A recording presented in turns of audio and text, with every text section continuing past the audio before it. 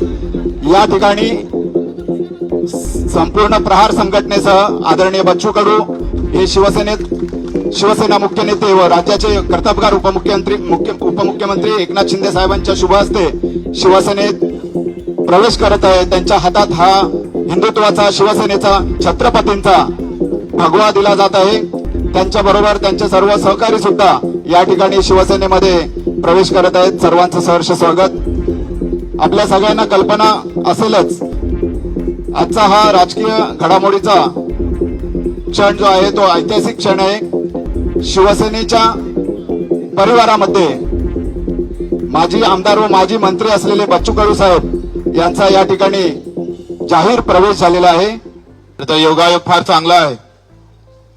ज्या वंचित घटकांसाठी ग्रामगीता लिहिली त्यांच्या जयंतीच्या दिवशी आज आम्ही धनुष्यबाण शिंदे साहेबांच्या नेतृत्वात शेतकरी आणि दिव्यांगांसाठी मजबूतीने उचलल्याशिवाय राहणार नाही। जिथं आहे तिथं प्रामाणिकपणे तेवढ्याच ताकदीने राजकारणात आता आमचा इथून इकडे प्रवास शिंदे साहेबांच्या नेतृत्वात शिवसेनेत राहणार आहे। सुरुवात शिवसेनेची झाली आणि आता हा शेवटचा जो आम्ही पाहतोय 15-20 वर्ष जे काही राजकारण असेल ते सुद्धा शिंदे साहेबांच्या नेतृत्वात शिवसेनेतच राहील अशी ग्वाही देतो। निवड आमदारकीच्या पदासाठी नाही तर मुद्द्याची लढाई अधिक मजबूत झाली पाहिजे। शिंदे साहेबांचा स्वभाव सेवाभावी आहे। रात्री 2 वाजता सुद्धा वर्षा बंगल्याचे दार उघडे होते। देशातला ऐतिहासिक निर्णय तो दिव्यांग मंत्रालय देण्याचं काम केलं। कर्जमाफीमध्ये घेतलेला मोठा पुढाकार निश्चितच शेतकऱ्यांना दिलासा देणारा आहे आणि म्हणून निवड पद नाही तर विचार जुळणं महत्वाचे असतं आणि विचारासोबत कर्तृत्व महत्वाचं असतं।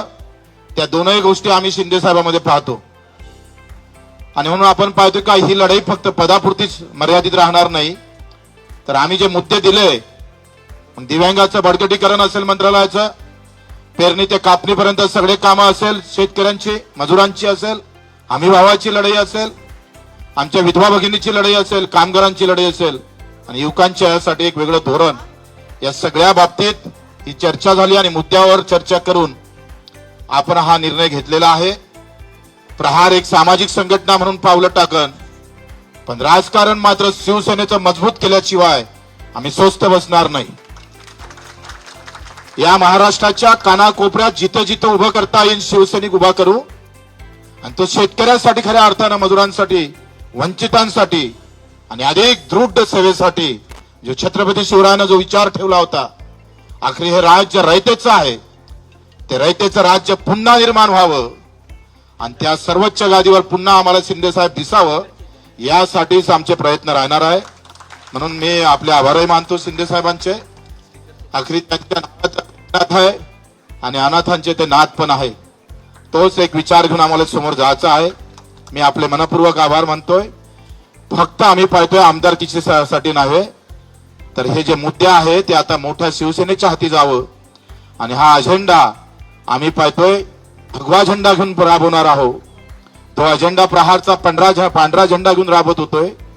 आता झेंडा बदलला जरी असला तर अजेंडा मात्र कायम आहे, लक्षात ठेवा आणि तोच अजेंडा घेऊन आपण समोर जाऊ।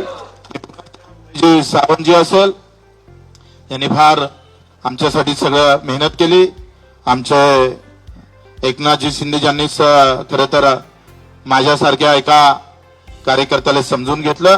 आपण सर्व कार्यकर्त्यांनी सुद्धा या सगळ्या अगदी वेळेवर सगळे मुंबईतले कार्यकर्ते इथे उपस्थित राहिलात आणि 25 वर्ष एकनाथजी आम्ही स्वातंत्र्य म्हणजे मी 4 वेळा अपक्ष निवडून येणारा मला वाटते महाराष्ट्रात माल्याशिवाय दुसरा नाही आहे।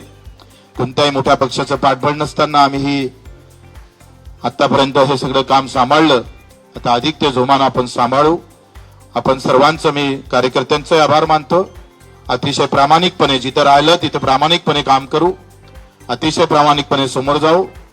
सर्व कार्यकर्त्यांनी जे मेहनत घेतली सगळ्यांचं नाव घेतलं तर अधिक रागरूग नको म्हणून नाव घेत नाही। आपल्या सर्वांचे आभार मानून इथे खास करून मीडिया तुमच्या सूत्रानंच हे सगळे सूत्र हलवले।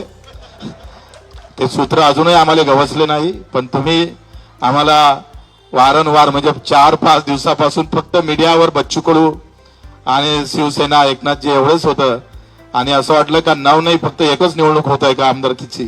म्हणून मीडियाचे पण आभार, धन्यवाद देतो आणि ते 2 शब्द आमच्या चॅनलची संपवतो. बातमी आवडल्यास लाईक करा, शेअर करा आणि सबस्क्राईब करायला विसरू नका.